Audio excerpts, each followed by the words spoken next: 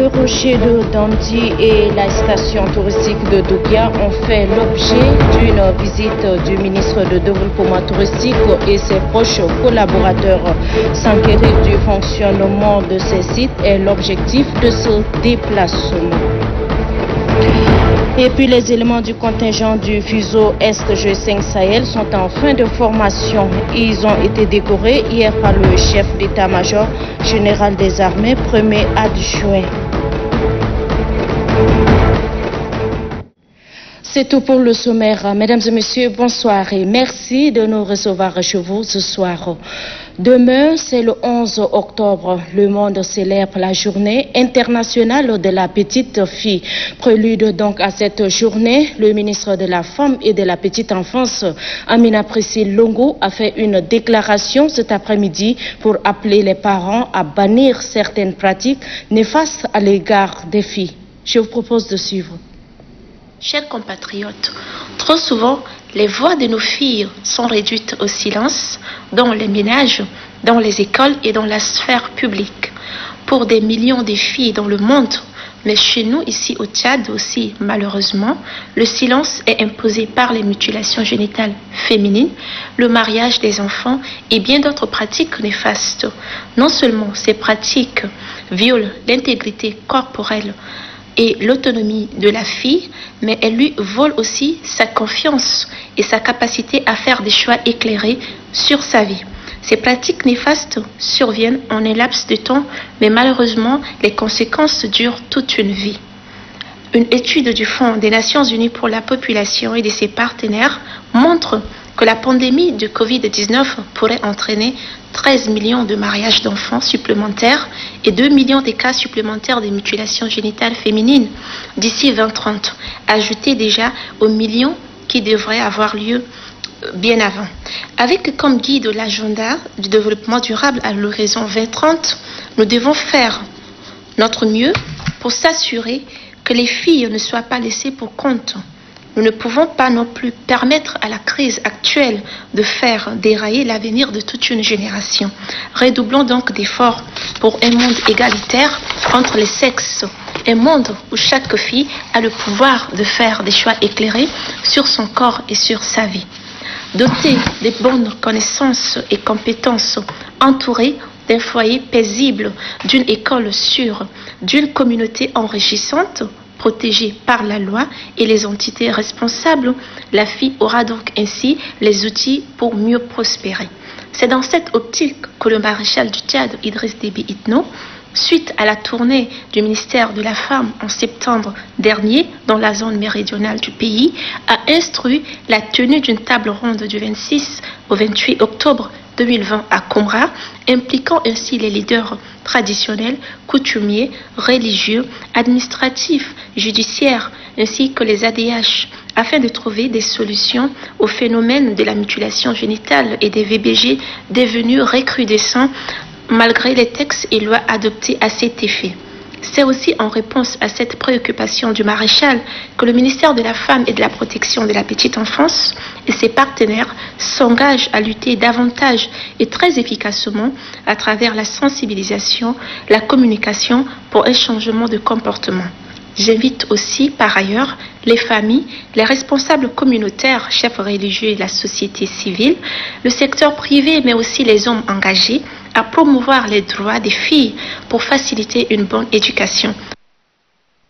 Je le disais, le ministre du Développement touristique, de la Culture et de l'Artisanat, Patale Géo, s'est rendu hier à l'hôtel Le Rocher de Dandi et à la station touristique de Dougia. S'enquérir du fonctionnement de ces deux sites touristiques est l'objectif de ce déplacement. Les précisions avec Dionadi Nestor. Fermé il y a de cela plus de 3 ans, suite à la menace de la secte Boko Haram, l'hôtel Le Rocher de Dandi a eu la visite d'une autorité. Il s'agit du ministre du Développement touristique, de la Culture et de l'Artisanat, Patale Géo. Le ministre et la délégation qui l'accompagnent ont eu droit à une visite guidée, ce qui a permis au chef du département de visiter les coins et les recoins des compartiments de cette maison d'hébergement des touristes. Occasion pour le manager de l'hôtel Le Rocher de Dandi, Seka Siam, de dérouler un chapelet de doléances au ministre Patale Géo. Faisant d'une pierre deux coups, le ministre du Développement touristique, de la Culture et de l'Artisanat et son staff se sont rendus à Karal, principalement au pied du rocher éléphant, pour contempler ces merveilles que la nature a offertes au Tchad, pays de Toumaï. Après Karal, la délégation conduite par le ministre Patalé Géo a mis le cap sur un autre site touristique. Il s'agit de la station touristique de Douguia. Relevant les difficultés que rencontre le secteur du tourisme dans cette zone, Patalé Géo a tout d'abord encouragé le personnel de ces sites avant d'ajouter que son département mettra toutes les stratégies possibles en action afin que ces hôtels retrouvent leur clarté. Nous allons nous asseoir avec les cadres et du ministère et de l'ONPTA pour développer ces programmes de telle sorte que le gouvernement de la République puisse investir dans les infrastructures hôtelières de la zone. C'est avec une ferme conviction de faire appel aux partenaires nationaux et internationaux de ce secteur pour redonner au tourisme dans cette zone ses lettres de noblesse que le ministre Patalé Géo et sa suite ont pris congé du personnel de ces sites touristiques. Et puis le ministre de l'Aménagement du Territoire, du Développement, de l'Habitat et de l'Urbanisme et ses proches collaborateurs ont désherbé et balayé la cour de leur ministère. Ces actions sont inscrites dans le cadre des activités du mois d'octobre de l'habitat. Reportage Mamad Oumar Moursal rendu par Dionodi Nestor. Pour remarquer d'un saut particulier le mois d'octobre de l'habitat, le personnel du ministère de l'Aménagement du Territoire, du Développement de l'Habitat et de l'Urbanisme sous la conduite de la ministre Amina Eymir Torma a procédé à une opération de salubrité dans les locaux du département. La première autorité du ministère et ses collaborateurs ont désherbé et balayé la cour. Il ne s'agit pas simplement de salubrité, il s'agit d'aménagement. L'aménagement paysagiste, c'est de faire en sorte que l'environnement où vous vivez soit bien structuré, avec les arbres qu'il faut, les plantes qu'il faut. Ici, c'est un ensemble, un bureau. Donc, nous allons faire en sorte que ce bureau soit agréable à fréquenter. Pour la ministre de l'Aménagement du Territoire, du Développement de l'Habitat et de l'Urbanisme, plusieurs activités sont au programme pour marquer le mois d'octobre de l'habitat. J'ai annoncé un échange inclusif avec des partenaires extérieurs pour discuter de l'aménagement et de l'urbanisme de la ville de N'Djamena et au-delà du Tchad. La ministre Amina Eymir Torma a profité de l'occasion pour rappeler à ses collaborateurs quelques valeurs administratives, entre autres le respect de la hiérarchie et le travail bien fait. Dans le même sillage, les opérateurs économiques membres de la CESIAMA ont également désherbé ce matin la cour de la faculté Idriss Déby Itno de Farsha de l'université Roi Faisal. C'est le président de la Chambre du commerce, d'industrie, d'agriculture, des mines et d'artisanat, Ali Hadi Mohamed Seïd, qui a lancé l'opération en présence, bien entendu, du maire de la commune du 1er arrondissement. Chose vue, entendue avec Guillaume Benguiri. Le personnel de la Chambre du commerce, d'industrie, d'agriculture, des mines et d'artisanat, à sa tête le président de cette institution, Ali Hadi Mohamed Seïd, s'est donné rendez-vous ce samedi à la faculté Idriss Déby Itno de Farsha pour une journée de salubrité.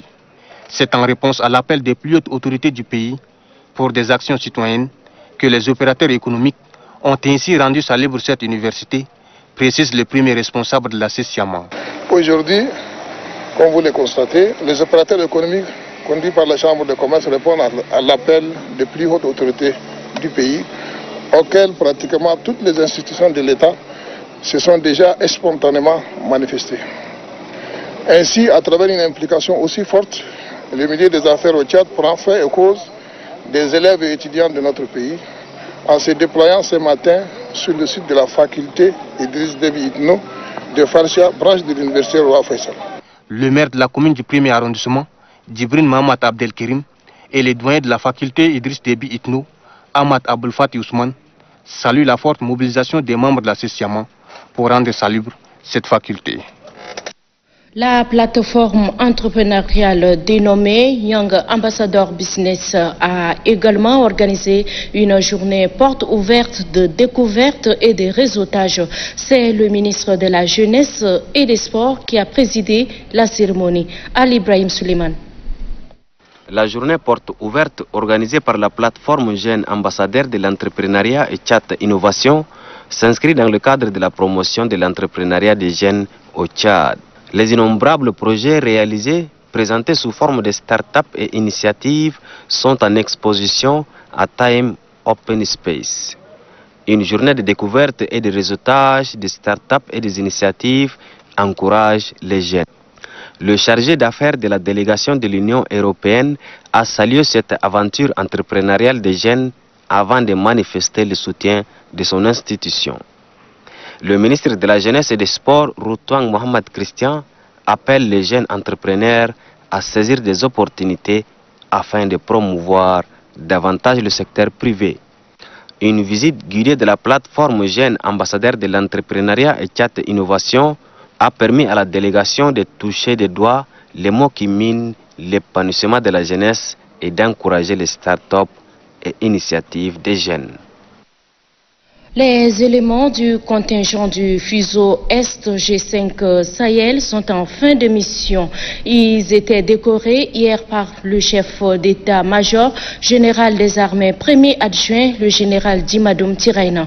Idriss Oumar Idriss. Ce sont des soldats tchadiens et nigériens en mission commandée au fuseau Est du G5 Sahel au Tchad qui sont décorés par le chef d'état-major général des armées, premier adjoint, le général Dimadoum Tiraina, pour les services accomplis dans le cadre de lutte contre le terrorisme. Mohamed Youssouf Salim, au nom du président en exercice du G5 Sahel et en vertu des pouvoirs qui nous sont conférés, nous vous décernons la médaille de la force conjointe G5 Sahel.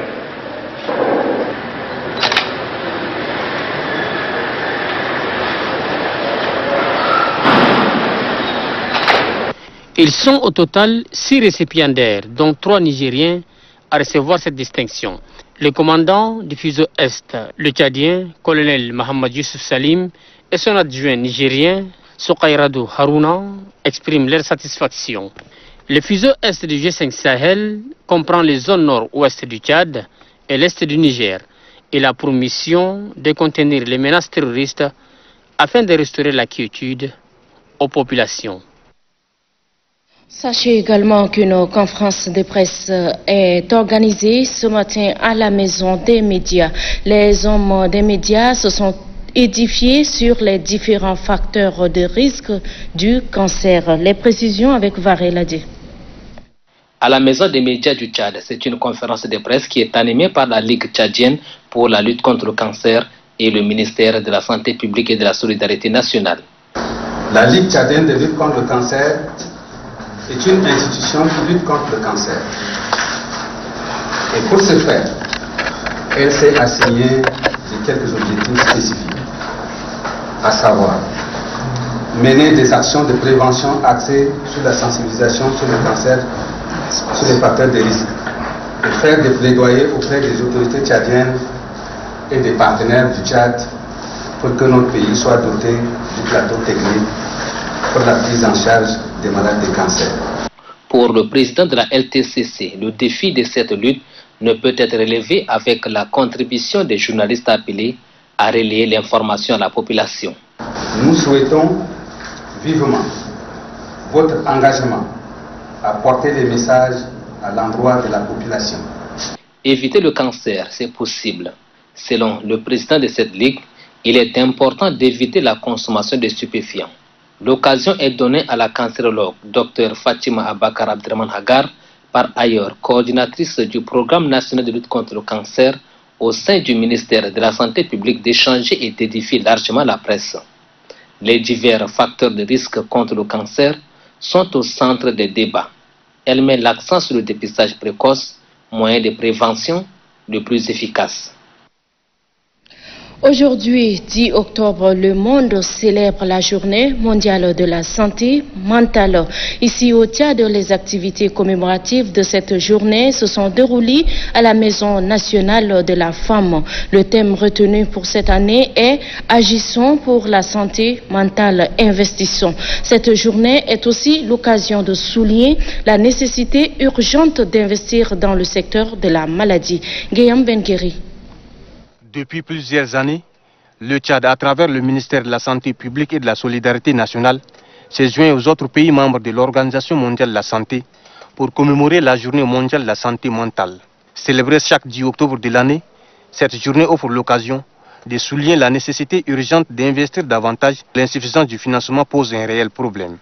La santé mentale, composante indissociable et essentielle de la santé, est en effet célébrée tous les 10 octobre de chaque année.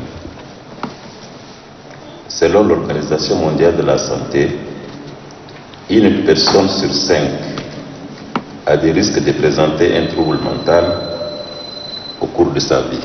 Il ressort des constats que la perte des revenus, la peur et même la consommation abusive de l'alcool et d'autres stupéfiants constituent la principale cause des troubles mentaux. C'est pourquoi il s'agit au cours de cette célébration de préserver la santé mentale et de changer de regard à l'endroit des personnes souffrant de ces pathologies. En raison de la crise sanitaire liée à la pandémie de Covid-19, les activités commémoratives de la Journée mondiale de la santé mentale seront organisées en ligne. Les dirigeants auront à réfléchir sur les voies et moyens en vue de l'augmentation des investissements en faveur de la santé mentale. À présent, parlons du processus de la révision du fichier électoral. L'Office national d'appui à la jeunesse et au sport a organisé une cérémonie de sensibilisation ce 10 octobre au stade Idriss Mahamat Ouya. Inciter donc les jeunes footballeurs à se faire enrôler, c'est l'objectif de cette sensibilisation. Persuader les jeunes sportifs ayant atteint la majorité que leur voix compte et qu'ils doivent se faire enregistrer sur les listes électorales afin d'accomplir leurs devoirs civiques, c'est l'objectif recherché à travers cette sensibilisation initiée par l'ONAGES, Office national d'appui à la jeunesse et au sport. Tout jeune, déjà âgé de 18 ans, il a vraiment le devoir de prendre la carte électeur. Parce que nous sommes à la veille des élections. S'adressant aux jeunes sportifs issus des différents centres de formation de football de N'Djamena, le coordonnateur général de l'ONAGES souligne qu'ils incarnent l'espoir du pays. Depuis que nous sommes à la tête de l'ONAGES, je crois qu'on a donné des équipements sportifs dans tout le Tchad. Mais nous, on compte beaucoup sur vous pour qu'on puisse faire sortir une équipe, une grande équipe. Tout le monde est derrière le Marshal, nous sommes derrière le Marshal, vous êtes derrière le Marshal. On a un président qui descend au terrain. Vous aussi, à partir d'aujourd'hui, vous allez remplacer les SAO qui ne tiennent pas là. Demain, c'est vous. Vous allez faire tout pour que ça marche. À 10 jours de la fin de l'opération de révision du fichier électoral, c'est une course contre la montre qui est lancée pour inciter tous les jeunes en âge de voter à sortir se faire enrôler. Reportage aussi Yann Mouyibe. Une autre mission du MPS conduite par Mohamed Nasser Hassan est en tournée dans le département de Fitri pour le même objectif. Falambi Soulga.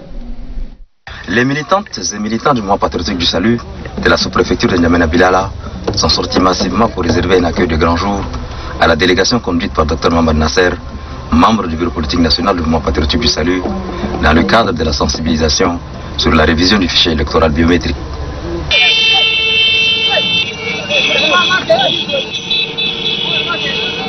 La délégation du membre du bureau politique national a animé un meeting populaire au cours duquel il a expliqué à la population l'intérêt de cet enrôlement.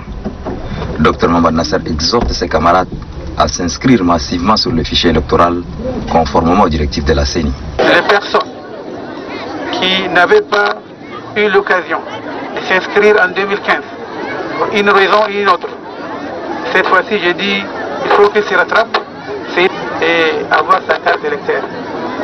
C'est la seule chose qui lui permettra, le moment venu, de choisir notre candidat et de le faire passer sans difficulté et que le MPS aura la victoire dans toutes les élections dans le département de Fitri. Dr Mohamed Nasser a saisi cette opportunité pour réconforter la population de la sous-préfecture de N'Djamena Bilala qui a été victime des cas d'inondation.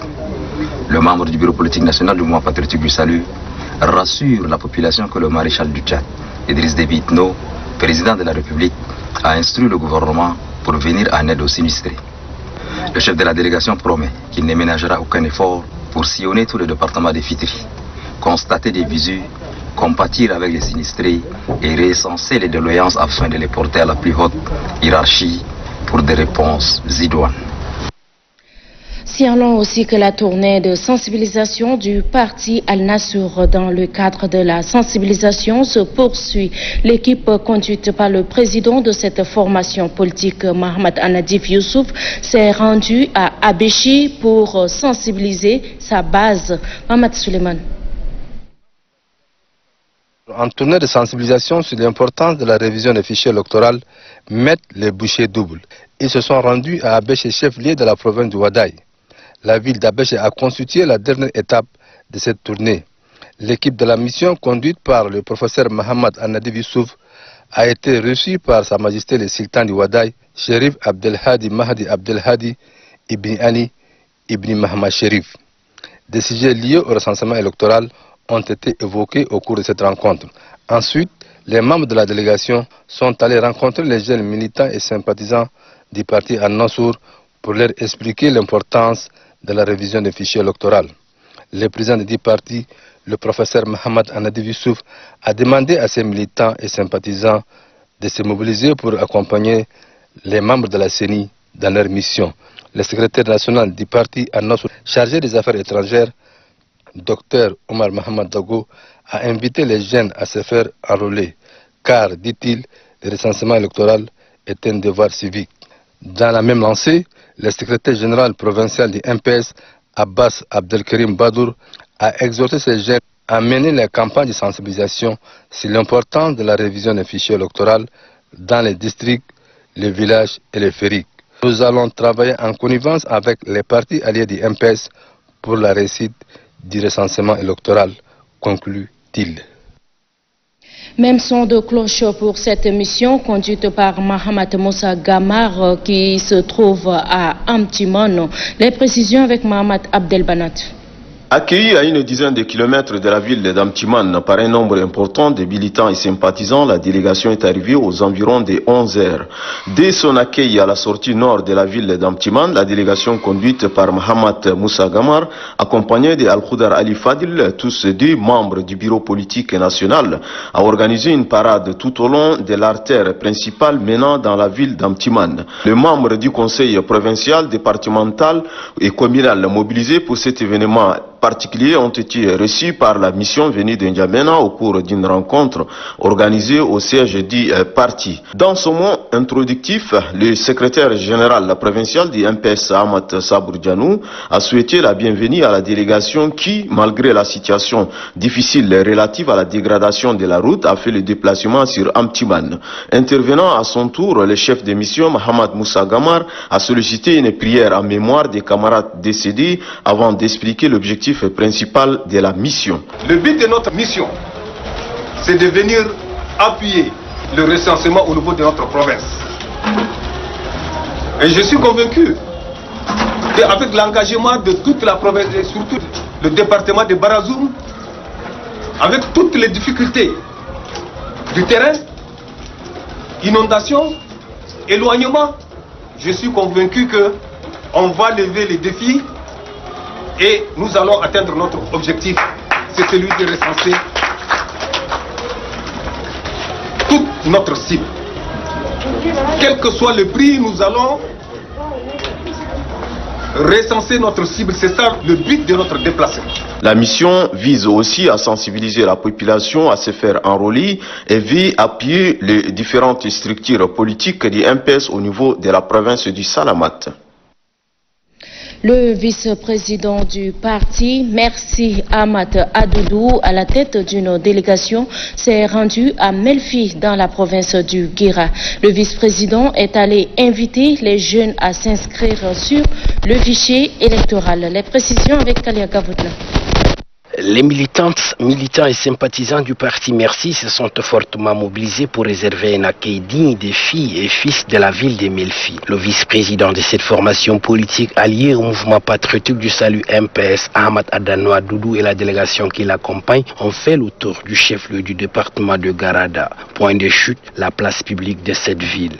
Les membres de cette formation politique ont fait le déplacement de Melfi à l'effet de sensibiliser ceux de Tchadiens et Tchadiennes qui, depuis le dernier n'avaient pas atteint la majorité électorale. Les représentants des jeunes et des femmes du parti Merci de la ville de Melfi se sont relayés pour inviter les jeunes non inscrits sur le fichier électoral de 2015 à sortir massivement se faire enrôler. À cette occasion, le vice-président du parti Merci, Ahmad Adanoa Doudou, a tenu à exprimer toute sa reconnaissance au maréchal du Tchad Idriss Déby Itno, président de la République, pour avoir facilité la construction du pont de Garada, contribuant ainsi au désenclavement de la ville de Melfi.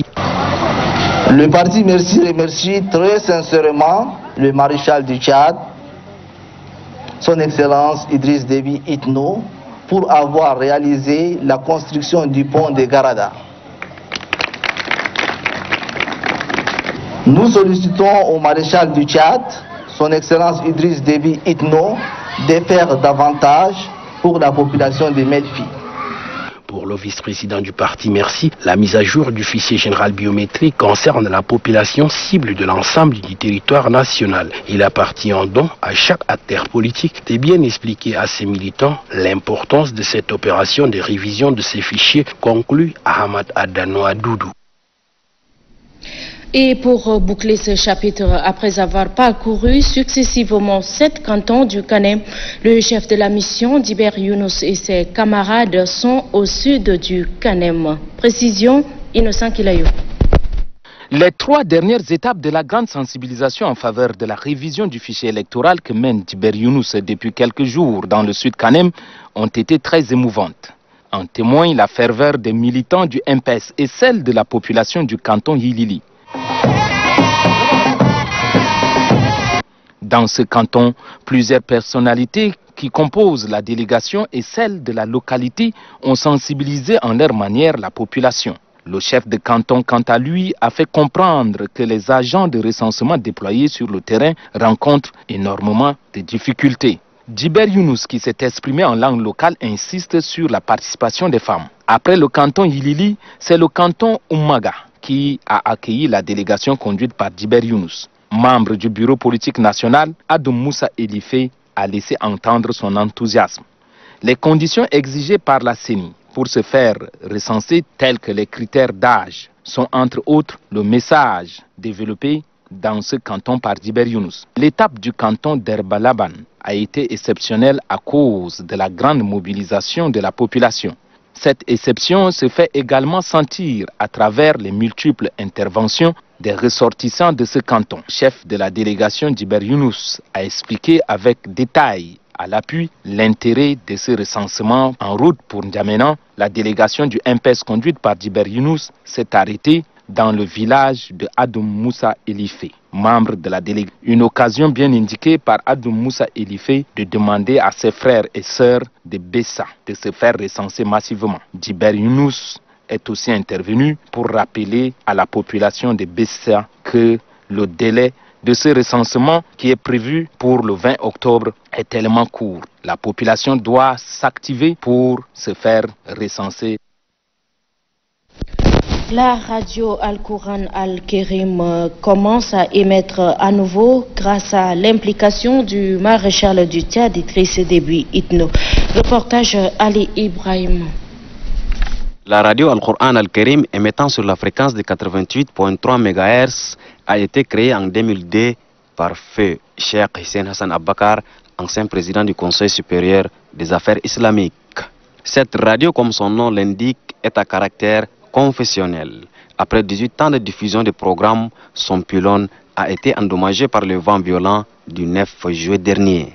Après 3 mois de suspension, elle reprend aujourd'hui la diffusion de ses programmes 8 heures par jour. Ceci grâce à un pylône nouvellement installé.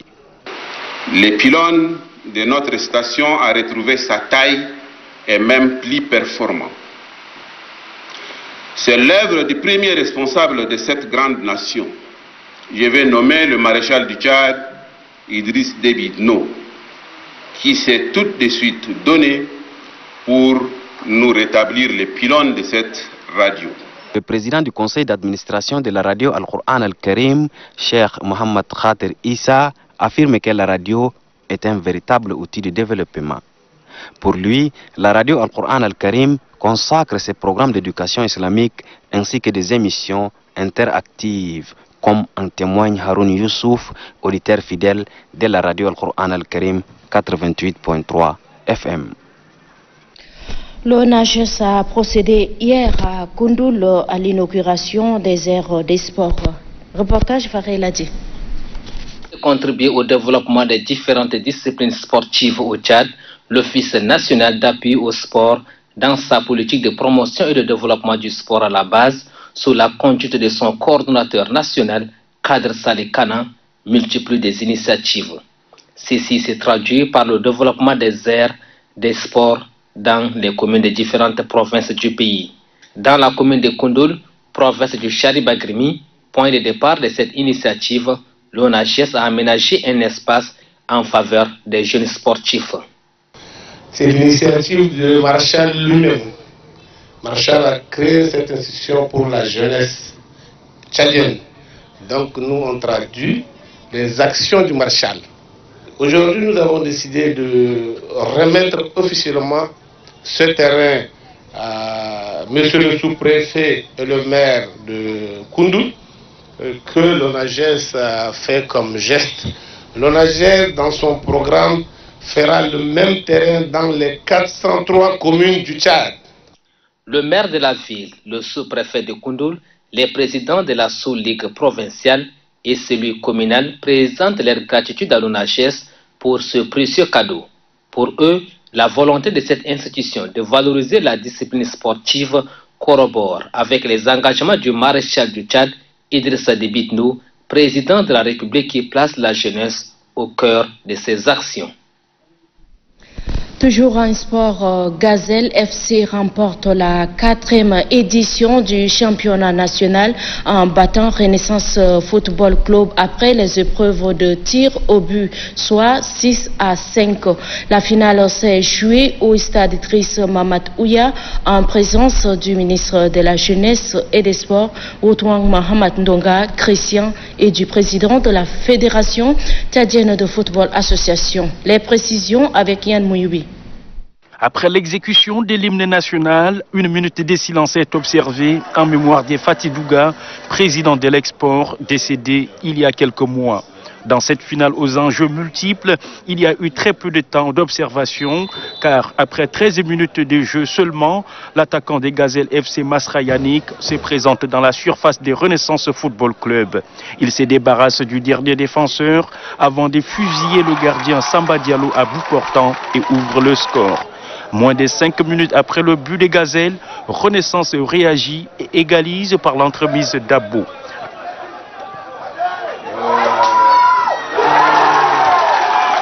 À un but partout, le jeu s'anime, mais le score, lui, n'évoluera plus jusqu'à la fin des 90 minutes. Étant donné qu'il s'agit d'une finale, il faut absolument un vainqueur. Et c'est au tir au but que les deux clubs vont se départager. Dans cet exercice, c'est Gazelle FC qui l'emporte 6 tirs à 5. Les coéquipiers des Béado Mondé doivent surtout leur trophée au gardien Oumar Yangassou qui a arrêté le dernier tir de Renaissance Football Club. Sacré vainqueur de la 4e édition du championnat national, Gazelle FC représentera le Tchad à la Ligue des champions africaine. Quant au vaincu Renaissance, celui-ci ira à la Coupe de la Confédération africaine de football. Aux compétitions africaines, les représentants du Tchad se frotteront aux meilleurs clubs africains du moment. Une tâche qui ne sera certainement pas aisée. Et oui, la page étrangère de ce soir nous amène en Afrique du Sud où l'ex-président Jacob Zuma, forcé à témoigner par la commission d'enquête anti-corruption. Suivez la synthèse avec Hayad Nassou. La commission d'enquête sud-africaine chargée de la lutte contre la corruption d'État a assigné l'ex-président Jacob Zuma à s'y présenter avant le mois de novembre. Le forçant à témoigner, cette assignation survient 10 jours après que M. Zuma, jugé dans son pays pour corruption, a accusé le président de la commission d'enquête d'être partial et réclamé qu'il se recuse. Depuis bientôt 2 ans, la commission a entendu des dizaines de ministres ou ex-ministres, élus, hommes d'affaires ou autres fonctionnaires qui ont déballé au grand jour le linge sale de l'ère Zuma. Il est important que M. Zuma comparaisse devant la commission car la plupart des accusations des corruptions concernant la période où il était président, a-t-il souligné. Mais l'ex-président a refusé à plusieurs reprises de témoigner en septembre pour expliquer son absence. Ses avocats ont invoqué le risque pour sa santé ou avancé qu'il est occupé à préparer sa défense dans un autre dossier de corruption. Président de la commission et vice-président de la Cour constitutionnelle, Raymond Zonda, a ordonné la convocation de M. Zuma du 16 au 20 novembre. Enlevé dans le scandale, Jacob Zuma avait été poussé à la démission en 2018 et remplacé par Cyril Ramaphosa, qui a promis d'éradiquer la corruption. La commission d'enquête doit siéger jusqu'en mars 2021. Et enfin, la situation épidémiologique de la maladie à coronavirus de ce samedi 10 octobre 2020 se présente comme suit. 547 échantillons analysés, 17 cas confirmés, 9 au Moyen-Chari, dont un post-mortem, 5 au Mayo-Kébi Ouest, dont un post-mortem. Tous sont contacts des précédents cas. 1 au Logone occidental et 2 à N'Djamena, dont un contact. Un guéri portant le total à 1103. 2 décès portant le total à 92. 96 malades sous traitement. Le nombre de cas confirmés depuis le 19 mars 2020 est de 1291 repartis dans 17 provinces. La coordination nationale de riposte sanitaire invite la population à rester sereine, solidaire, vigilante et rappelle au respect strict des mesures barrières, notamment la distanciation physique. En cas de signes tels que fièvre, toux, éternuement et difficultés respiratoires, appelez gratuitement le 1313. Le coordonnateur national des ripostes sanitaires, professeur Choua Oussemi. Voilà, sur ce se referme cette édition. Mesdames et messieurs, merci d'être de notre bonne suite de programme sur Télé Tchad.